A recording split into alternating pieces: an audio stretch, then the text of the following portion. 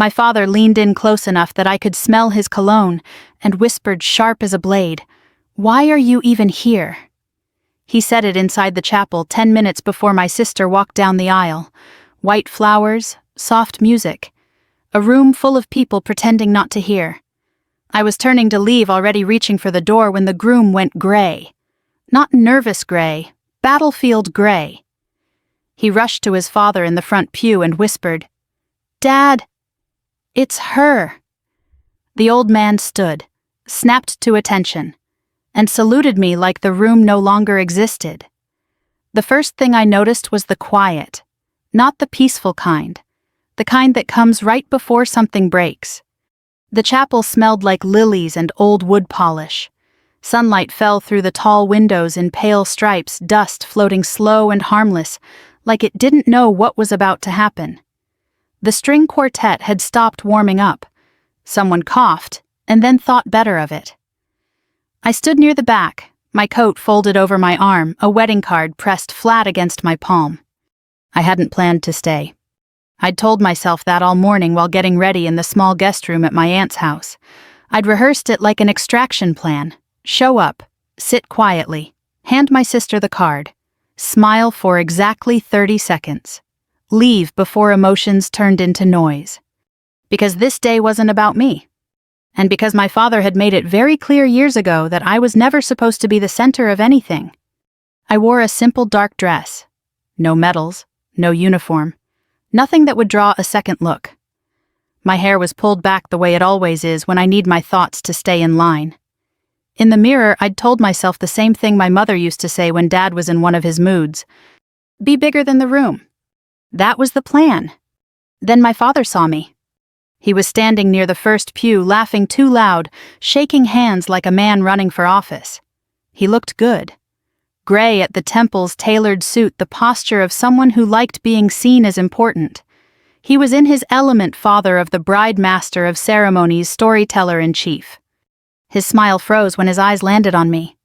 He excused himself from the group and walked toward me, each step measured, controlled. When he stopped, he didn't raise his voice. He didn't have to. "Why are you even here?" he said, lips barely moving. "This is your sister's day. Don't make it awkward." The words hit harder because of how calmly he said them. I felt that familiar tightening just under my ribs, the one that comes before old instincts kick in. Breathe, scan, decide. Years of training don't leave you just because you're back home. "I'm just here to congratulate her," I said. My voice stayed steady. "I'll be out of the way." He looked past me, checking who might be watching. "Good," he said, "because this isn't about you." "It never was." I nodded once. That was all he needed. He turned back toward the front like the conversation had been nothing more than a scheduling note. I took one step toward the aisle, then another toward the side door. The card in my hand felt heavier than it should have. I told myself it didn't matter. I told myself I was fine. That's when I saw the groom. Ethan was standing with his groomsmen, adjusting his cufflinks, laughing too fast. He'd been relaxed all morning, at least that's what my sister had said. But when his eyes met mine, something drained out of his face. He went still. Not confused, not curious. Recognizing. His smile collapsed. His hand froze halfway to his sleeve. One of the groomsmen said something, I don't know what, but Ethan didn't answer. He turned sharply and moved down the aisle, past the flowers, past the photographer, straight to the front pew. To his father. General Thomas Hale sat where he had been all morning, hands folded back, straight, eyes forward. He wore a dark suit that couldn't hide what he was. Some men carry rank even without the uniform. It sits in their spine, in the way they occupy space. Ethan leaned down close enough that only his father could hear. "Dad," he whispered, "it's her." The general didn't react at first. Then his head turned. His eyes found me across the chapel. And everything changed. The general stood. Not slowly, not carefully. He rose the way men do when something inside them recognizes a command. Chairs shifted. A ripple of movement followed him without anyone quite knowing why. He straightened his jacket. And then right there in the middle of my sister's wedding, he came to full attention. The room went so quiet I could hear my own breath. He saluted. Clean, sharp, precise. "Ma'am," he said, voice clear, carrying just far enough, "it is an honor to stand in your presence." I didn't move. I didn't smile.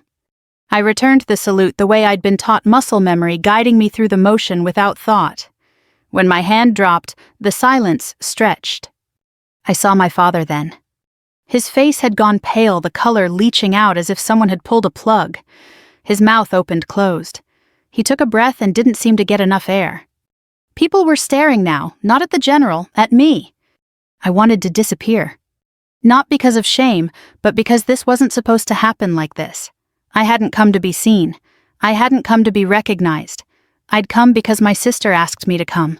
Because my mother would have wanted me there. Because some promises don't expire just because they're inconvenient. The general lowered his hand and gave a small nod as if we were the only two people in the room. "Please forgive the interruption," he said to no one in particular. "But respect is never out of place." My father swayed slightly. One of his friends reached out, unsure whether to steady him or step away. I felt the air shift in my chest, not light, not heavy. Just returning. And as the music started again, hesitant and unsure, I understood something I'd spent years avoiding. I had never needed my father to see me. But I was done letting him decide whether I mattered. The music carried on thinner than before, like it was afraid of making another mistake. Guests settled back into their seats with the careful movements of people who'd just witnessed something they didn't understand but knew they would talk about later. The photographer lifted his camera, lowered it again, unsure where to point the lens now that the room had changed shape. I slid into a seat near the aisle, hands folded in my lap, eyes forward. My heart was steady. Too steady. That happens sometimes after the moment passes, after the body decides the danger is over. It switches to a quiet mode that feels almost unreal. From the corner of my eye, I saw my father sink back onto the pew. His shoulders were stiff, his jaw locked like he was holding something in place with his teeth. He didn't look at me. He stared straight ahead at the altar, as if attention alone might burn him. Good. Let him have that. As the officiant cleared his throat and began again, my mind slipped backward the way it always does when I'm forced to sit still in a place that once felt like home. I grew up in this town. 2 miles from the river, 1 grocery store, 1 high school. Friday nights under stadium lights and Sunday mornings in pressed shirts that smelled like starch and impatience. My father liked things that made him look solid, respectable. He worked hard. I won't take that from him. He believed in showing up early and leaving late, believed in men who shook hands firmly and women who smiled at the right moments. He believed in my sister. Emily was easy for him to understand. She laughed at his jokes, followed the rules, stayed close. She married a good man, the kind my father could point to and say, "That's how it's done." I was the other one. The difficult one. The quiet one. The daughter who asked too many questions and didn't know when to stop pushing. When I told him at 19 that I was enlisting, he'd stared at me like I'd announced I was moving to the moon. For what, he asked, "You're not built for that." I didn't argue. I didn't explain. I'd already learned that explanations were just invitations for him to tell me why I was wrong. My mother had stood in the doorway, drying her hands on a dish towel, eyes tired but kind. Later that night, she sat on the edge of my bed and said, "Your father measures worth in a way that leaves some people out. Don't let that make you small." I carried those words with me longer than anything else. Training was hard, but it was honest. You did the work or you didn't. Rank didn't care about charm. Respect was earned one quiet decision at a time. I learned to keep my voice level, my movements efficient, my promises few and kept. Somewhere along the way, people started listening. I never told my father about the commendations, the late nights, the missions that didn't make the news because nothing went wrong. When he asked what I did, I kept it simple. "I help people," I said. He'd nod satisfied and change the subject. In his version of my life, I was something vague and unimpressive. That version was easier for him to carry, so I let him. The officiant asked everyone to rise. Emily appeared at the back of the chapel, radiant arm looped through our uncle's. She looked beautiful, truly. When she caught my eye, she smiled, small, nervous, real. I smiled back. Whatever else happened today, I wanted her to have that moment unbroken. As she reached the front, I felt movement beside me. The general had turned slightly in his seat. He didn't look at me, but his presence was unmistakable, like a steady pressure in the room. Men like him didn't fill space by accident. They did it by being exactly where they were supposed to be. The vows began. Words about love and patience and choosing each other every day. I listened, really listened, and felt something loosen in my chest. This was good. This was right. And still I could feel my father unraveling a few rows ahead. When the officiant pronounced them married, the room exhaled. Applause broke out real this time. Emily laughed through her tears.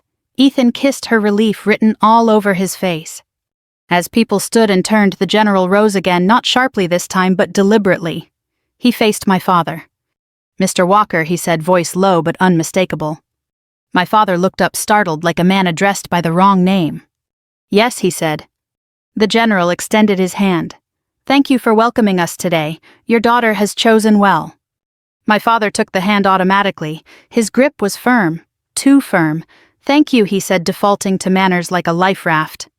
Then the general added, "Your other daughter. She has served this country with distinction." It wasn't an accusation. It wasn't praise meant to wound. It was a statement of fact. My father swallowed. He stopped. Tried again. "I didn't realize." The general nodded once. "Many don't. That doesn't change the truth." He released my father's hand and turned back toward the aisle as guests began filing out. I stayed seated for a moment, letting the room empty around me. I wasn't hiding. I was choosing my timing. That's another thing the service teaches you: move when it matters. When I stood, my father turned. Our eyes met. For the first time in years, he looked uncertain. Not angry, not dismissive. Uncertain. And I understood then that whatever came next didn't need to be loud. It just needed to be honest. The reception hall was only a short walk from the chapel, but it felt like a different country. The ceiling was lower, the lights warmer. Round tables filled the space. White cloths pulled tight, place cards lined up with the careful optimism of people who believed order could prevent surprises. Somewhere near the bar, a speaker hummed, unsure whether it was supposed to play music yet. I took a seat at the edge of the room, close enough to see my sister without being in the center of things.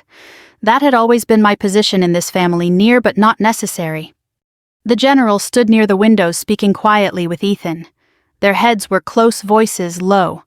I caught fragments as I passed words like timing and respect, and not today.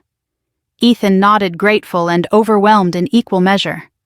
My father hovered near the head table, surrounded by relatives who suddenly seemed less sure of their footing. They laughed too loudly, adjusted their jackets, took sips of water they didn't need. No one mentioned what had happened in the chapel, but it hung over the room like weather.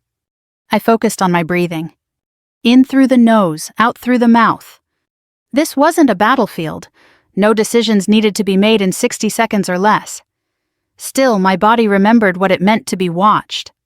A server placed a glass of water in front of me. "Can I get you anything else?" she asked, voice gentle. "No thank you," I said. "This is perfect." She smiled, relieved, and moved on. Across the room, the general caught my eye and gave a small nod, not a command, not a summons. An acknowledgement. I returned it and stayed where I was. I didn't need to be near him to feel the effect he'd already had. People began to settle into their seats. Forks clinked. The low murmur of conversation returned, cautious at first, then gaining confidence. A song started to play, something soft and familiar, the kind of tune meant to keep emotions from spilling over. My father finally broke away from his group and approached my table. He stopped a few feet away, as if there were an invisible line he wasn't sure he could cross. "I didn't know," he said. I looked up at him. Really looked. The lines around his eyes seemed deeper than I remembered. His hands, once so steady, trembled just slightly at his sides.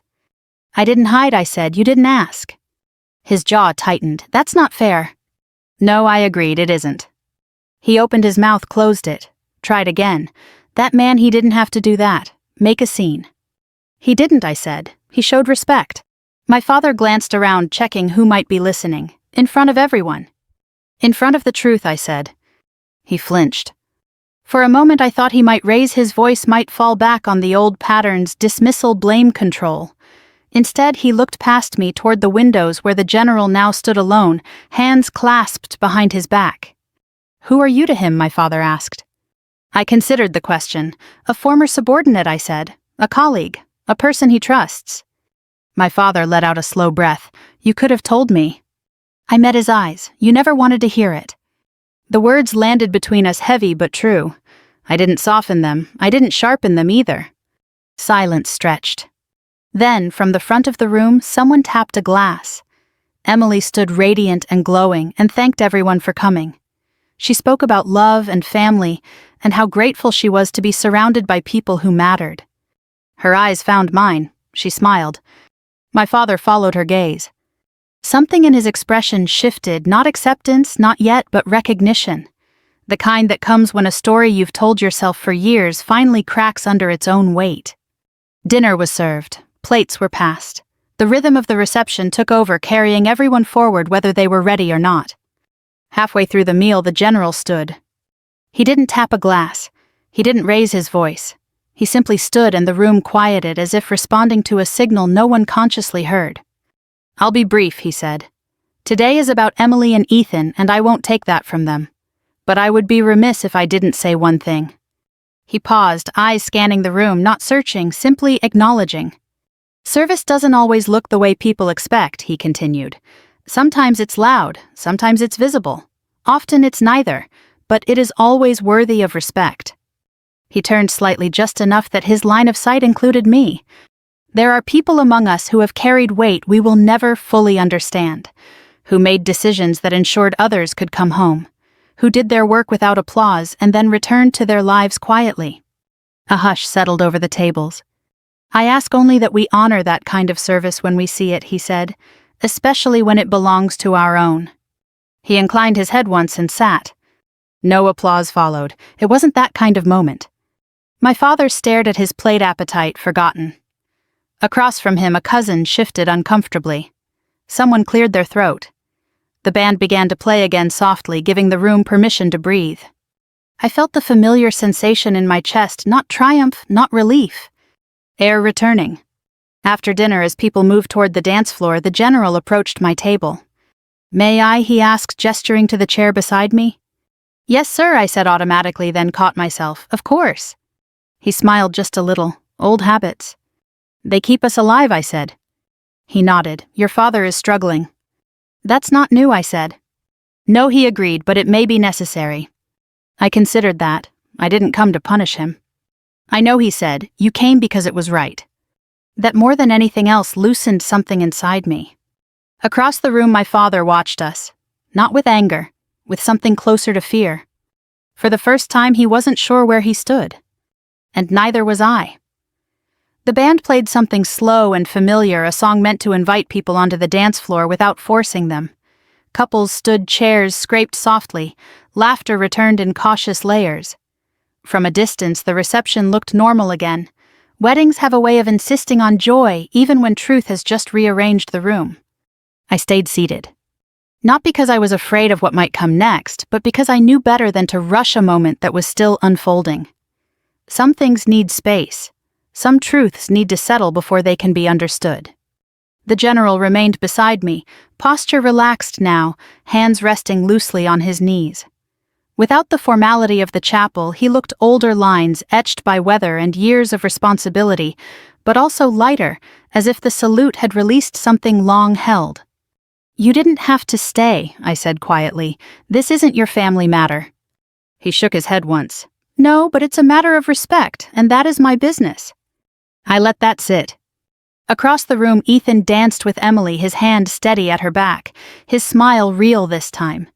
He caught my eye briefly and gave a small nod, not gratitude exactly, but acknowledgement. Whatever he'd recognized in the chapel, it hadn't faded. My father lingered near the bar, untouched drink in hand. He looked out of place now, like a man who'd prepared for a role and suddenly found himself in the wrong play. Every few seconds his gaze flicked toward me, then away as if contact might demand something he wasn't ready to give. The general followed my line of sight. He built a version of you he could live with, he said. People do that when the truth challenges their sense of control. I smiled faintly. That version was easier. For him, the general said. A waiter passed carrying a tray of champagne flutes. The general took one and handed it to me without asking. I accepted it more for the gesture than the drink. You know, he continued, for years people talked about an officer who rerouted a collapsing operation without orders under fire and got everyone out. No name, just stories. Some thought it was exaggerated, some thought it was impossible. I looked down at the bubbles rising in my glass. Rumors travel faster than facts. They do, he agreed, especially when the facts belong to someone who doesn't advertise. I remembered that night as clearly as if it were unfolding again. The noise, the dust, the radio crackling with half-formed commands. The moment when waiting for permission would have cost lives. I hadn't thought of it as bravery, I'd thought of it as math. Time versus people, risk versus certainty. I'd chosen. You saved my son, the general said. I looked up. He met my eyes, no ceremony left in his voice now. Not directly. But the unit you pulled out. They rotated forward 3 months later. He was with them. I hadn't known that. He told me about the officer everyone called the ghost. The general continued, the one who made the call and disappeared back into the system. I let out a breath I hadn't realized I was holding. I wasn't trying to disappear. I know, he said. You were trying to move on. Across the room, my father set his glass down too hard on the bar. The sound carried. He flinched at his own clumsiness. The general stood. I should speak with him.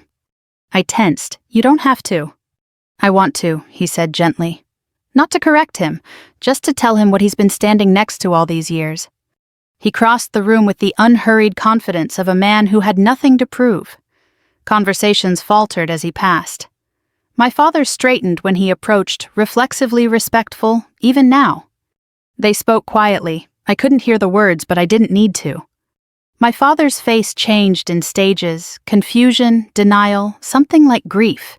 He shook his head once as if trying to dislodge a thought too heavy to carry. The general said something else and gestured not at me but toward the room, the people, the day. Finally, my father nodded. When the general returned, he didn't sit right away. He's been telling himself a story for a long time, he said. Today interrupted it. That doesn't mean it ends, I said. No, he agreed, but it cracks. My father approached then, slow steps, careful posture. He stopped in front of me, eyes fixed somewhere near my shoulder. I didn't know, he said again. This time the words sounded different, less defensive, more hollow. I stood. We were nearly the same height now. That felt strange. You knew what you wanted to know, I said. That was enough. He swallowed. You could have been, he stopped. Tried again. I thought you chose something smaller. I held his gaze. I chose something real. Silence wrapped around us. Not hostile, just honest. The general stepped back, giving us space. He didn't need to witness this part. I don't need you to understand, I said finally. I need you to stop pretending I don't exist unless it suits you. My father's shoulders sagged just slightly. I don't know how to fix this. I'm not asking you to, I said. Just don't break it again. He nodded once. That was all he could manage. As he walked away, I felt it again, that subtle shift, that internal quiet. Not victory. Not forgiveness. Just the weight lifting enough to breathe. The cake cutting was announced like a lifeline. People clapped too eagerly, grateful for something ordinary to do with their hands. Chairs shifted, phones came out. Frosting was admired with a seriousness it didn't deserve. The room leaned back into celebration the way a body leans into a warm bath, careful at first, then relieved. I stood near the edge of the dance floor, watching my sister laugh as Ethan dabbed icing from her nose with his thumb. She rolled her eyes at him, affectionate and unguarded. For a moment the years between us disappeared. We were just two girls again, barefoot in the kitchen, stealing batter from the bowl while our mother pretended not to notice. That memory came with a familiar ache. The general remained close but not hovering. He understood proximity better than most people, how presence can comfort or crowd depending on how it's offered. When he spoke, it was low, meant for me alone. You handled that well, he said. I didn't say much, I replied. Exactly. Across the room, my father watched the cake cutting with forced attention. His hands were clasped together so tightly his knuckles had gone pale. Every now and then he glanced toward me, then away as if afraid his eyes might betray him. Good. Let him sit with it. The DJ cleared his throat into the microphone, announcing the first dance. The lights dimmed slightly. Couples moved closer together. The room softened around the edges. That's when the general stepped forward. He didn't go to the microphone right away. He waited until the music ended, until the applause faded, until people naturally turned back toward their seats. Then he caught the DJ's eye and gave a small nod. 30 seconds. That's all it took. Ladies and gentlemen, the DJ said, uncertain but obedient. If I could have your attention for just a moment. The general took the microphone, adjusted it once, and then left it alone. He didn't need amplification. He had the kind of voice that carried because it was used to being listened to. I won't keep you, he began. Today belongs to Emily and Ethan, and they've given us something good to celebrate. He paused, letting the room settle. But I'd like to say one thing, he continued, because sometimes a wedding brings together truths that don't often share the same space. A few people shifted in their seats. My father went very still.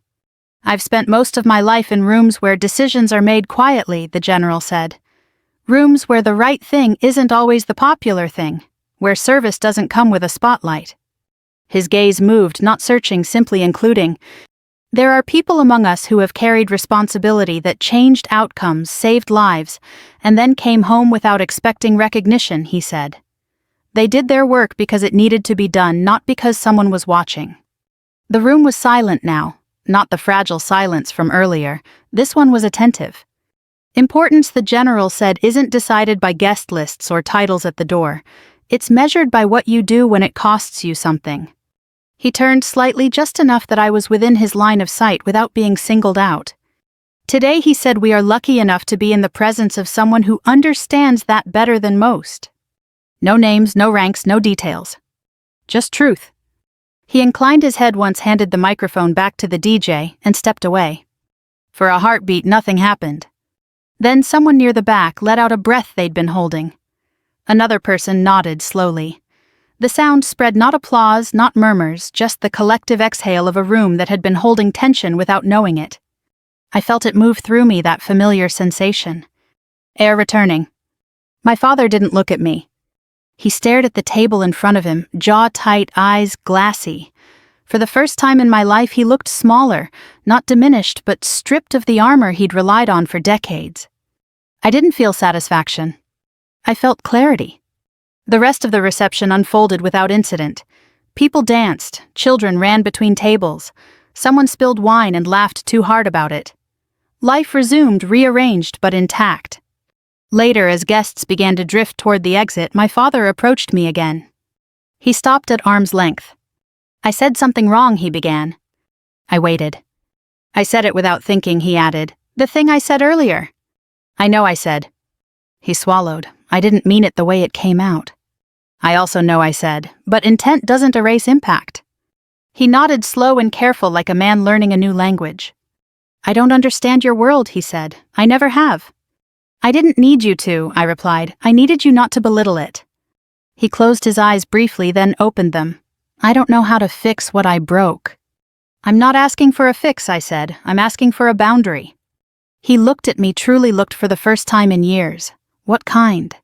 One where you don't decide my worth based on what makes sense to you, I said. One where you don't speak for me in rooms I'm standing in. He nodded again. I can try. That's enough, I said. Not forgiveness, not reconciliation. A line in the sand. The general appeared beside us then, as if summoned by timing alone. Mr. Walker, he said, extending a hand, thank you for sharing your family with us today. My father took it, grip firm but not aggressive. Thank you, he said, for your words. They were simple, the general replied. Simple things often are. As he walked away, my father watched him go. Then he turned back to me. I didn't know you mattered like that, he said.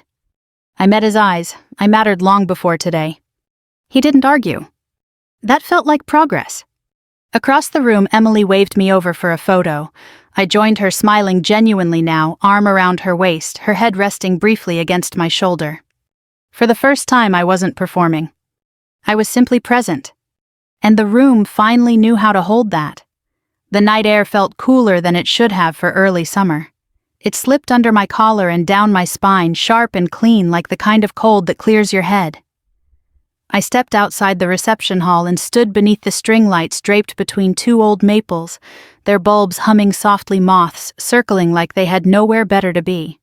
Inside, the music swelled again. Laughter rose and fell in easy waves. Glasses clinked. The wedding had found its footing, and it would carry on without me just fine. I needed the quiet. I leaned against the railing and let my shoulders drop. For the first time all day, I wasn't bracing for impact. I wasn't scanning faces or reading posture. I was just standing, breathing. Footsteps approached from behind, measured and familiar. "You always did like the edges," the general said. I smiled without turning. Edges tell you more than the center. He joined me at the railing, hands resting lightly on the wood. From here we could see the parking lot, the dark shapes of cars lined up like patient animals, the road beyond disappearing into trees. "I spoke with your sister," he said. "She's proud of you." "That's enough for me," I replied. He studied me for a moment, the way commanders do when they're deciding whether to say something that might matter later. "You understand that today wasn't about correction," he said. "It was about alignment." "I know," I said. "You put things where they belonged." He nodded. "So did you." The door behind us opened again. This time the footsteps were heavier. I didn't turn right away. I didn't need to. I could feel my father before I heard him, the familiar tension, the weight of unfinished sentences. He stopped a few feet away. "I thought you'd already left," he said. "I almost did," I answered. Silence stretched between us, filled only by the muffled thump of music and the rustle of leaves overhead. "I keep replaying it," he said finally. "That moment in the chapel." I waited. The way he stood, my father continued. The way everyone stopped. I've never seen anything like that. "You weren't supposed to," I said gently. "It wasn't for you." He exhaled long and shaky. I said something I can't take back. "Yes," I said, "you did." He flinched but didn't retreat. "I don't know when it started," he said. "This distance. You were always so quiet, so self-contained. I thought if I didn't see it, it wasn't happening." "That was convenient," I said. He nodded, accepting the truth of it. I didn't know how to be proud of something I couldn't explain to other people. There it was. The sentence underneath all the others. "I wasn't built to make you comfortable," I said. "I was built to do the work." He rubbed his hands together, a nervous habit I remembered from childhood. "When your mother got sick, he said you stepped in without being asked. You handled things I couldn't. I told myself that didn't count as strength, that it was just duty." "It was love," I said, "and discipline. Both can exist." He swallowed. "I failed you." The word hung there, fragile and rare. I didn't rush to fill the silence. Some admissions need air around them. "I'm not asking you to fix the past," I said. "I'm asking you to stop rewriting it." He nodded, eyes shining but steady. "I don't expect forgiveness." "I didn't offer it," I said, not unkindly. "Not because I won't, because I don't know yet." He accepted that too. "I don't want to lose you," he said. I turned, then really turned and met his gaze fully. "You don't lose me by telling the truth," I said. "You lose me by pretending it never mattered." The door opened again. Emily stepped out, heels in her hand, hair slightly undone, face glowing from joy and exhaustion. "There you are," she said softly. "I was looking for both of you." She glanced between us, reading the space with the intuition of someone who grew up navigating tension. "You okay?" she asked me. "I am," I said, and meant it. She smiled, relief flooding her features. "Good. Because I wanted to say thank you. For coming. For staying." "Always," I said. She turned to our father. "Dad." He straightened instinctively, preparing to perform. She stopped him with a look. "Just be here," she said. He nodded, something loosening in his shoulders. We stood there together for a moment, three people shaped by the same house, the same woman, the same silences under string lights that hummed like they were keeping watch. Inside, the music shifted to something upbeat. Someone cheered. The party moved on. Emily slipped her arm through mine. "Come dance with me," she said, "before the night's over." I hesitated, then nodded. "One song." "That's all I ask," she said. As we turned back toward the door, my father spoke. "I won't say that again," he said quietly. "What I said earlier." I looked at him. "Good." He nodded. "You deserve better." It wasn't an apology, not quite. But it was a start. Inside, the lights seemed warmer. The room felt different, less like a stage, more like a place people actually lived in. I danced with my sister, laughed when I stepped on her hem, let myself be seen without armor. Across the room, my father watched us. He didn't smile wide, he didn't wave anyone over. He just watched. And for the first time, that was enough. Because outside the hall, under string lights and open sky, something had shifted, not loudly, not dramatically, but permanently. The song ended to warm applause, and my sister hugged me tight before being pulled back into the orbit of congratulations. I drifted toward the edge of the dance floor again, not out of habit this time, but because I liked the view from there.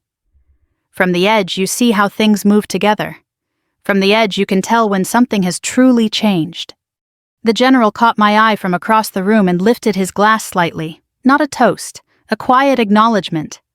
I returned it and felt a surprising sense of closure settle in my chest. I hadn't come home to be seen. I'd come home to stand straight. That difference mattered. As the night wore on, the crowd thinned. Older relatives left first, hugging longer than necessary, whispering things that sounded like blessings. Chairs were stacked. Centerpieces disappeared into borrowed boxes. Someone turned the music down until it became background instead of command. My father stayed. That alone felt significant. He didn't hover near me or try to reclaim the role of host. He helped a server carry empty trays to the back. He folded a tablecloth with careful attention, smoothing the creases as if order might still save him. He moved through the room like a man learning new steps to an old dance. Near midnight, he approached me one last time. "I'm heading out," he said, "early morning." "Drive safe," I replied. He nodded, then hesitated. "You're staying in town long?" "Just the night," I said. "I'll head back tomorrow." He looked disappointed, not theatrically, just a small flicker that didn't know how to hide. "If you're free," he said slowly, "maybe coffee before you go." I studied his face, not searching for guilt or regret, searching for sincerity. "I can do that," I said, "if we keep it simple." A hint of relief crossed his features. Simple's good. He left then, not turning back, trusting for once that I hadn't vanished just because I wasn't in his line of sight. Emily found me by the coat rack, shoes and hand hair fully escaped from its pins. "You okay?" she asked, again quieter this time. "I am," I said, "really." She leaned her head against my shoulder the way she used to when we were kids and thunder rattled the windows. I didn't know she whispered. Not everything. "I know," I said, "you weren't supposed to." She pulled back, eyes shining. "I'm proud of you." That did something to me, something gentle, something lasting. Outside, the parking lot was nearly empty. The string lights flickered as someone switched off the breaker. Darkness crept back in, soft and unthreatening. I drove with the windows cracked, letting the cool air wash over me. The road out of town curved past familiar landmarks. The old diner, the closed-down hardware store, the field where we used to watch fireworks from the tailgate of my father's truck. At a stoplight, I rested my hands on the wheel and let the quiet settle. For years, I'd carried a tightness in my chest I couldn't name.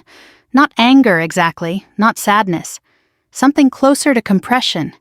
Like I'd been holding myself smaller than necessary to fit into a story that wasn't written for me. Tonight, that pressure was gone. Not because my father had changed overnight. Not because the general had spoken. But because I had stopped waiting for permission to exist as I am. Back at my aunt's house, I sat on the edge of the bed and kicked off my shoes. The room smelled faintly of lavender and old books. I set my phone on the nightstand and stared at the ceiling, listening to the quiet hum of a house at rest. Tomorrow I'd return to my life, to work that mattered, to days that required focus and nights that demanded resilience. Nothing about that would change because of one wedding. And yet, something had shifted. Boundaries had been named. Truth had been spoken without shouting. Respect had found its way into a room that once denied it. That mattered. Morning came softly, pale light through thin curtains, birds arguing in the yard. I dressed simply and stepped out onto the porch, coffee mug warming my hands. My father's car pulled up 20 minutes later. We drove to the diner without much conversation, ordered eggs and toast, sat across from each other like two people learning how to share space again. He didn't perform. He didn't diminish. He listened. And when I stood to leave, he said, "I won't speak for you anymore." I nodded. "That's enough." We parted without a hug. We were never a hugging family unless something broke. This time nothing did. On the highway out of town, the miles opened up. Fields gave way to sky. The radio played something familiar, steady, unassuming. I breathed. Not shallow, not guarded. Free.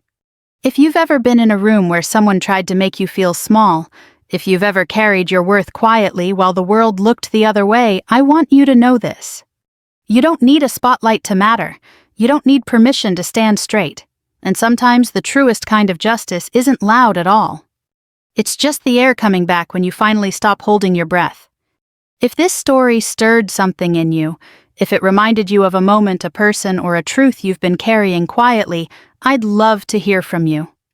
Leave a comment below and tell me where you're watching from, or what part of this story stayed with you. We share stories like this every day, plain human and honest. So if you don't want to miss the next one, subscribe and walk this journey with us. Until next time, stand straight. Your story matters.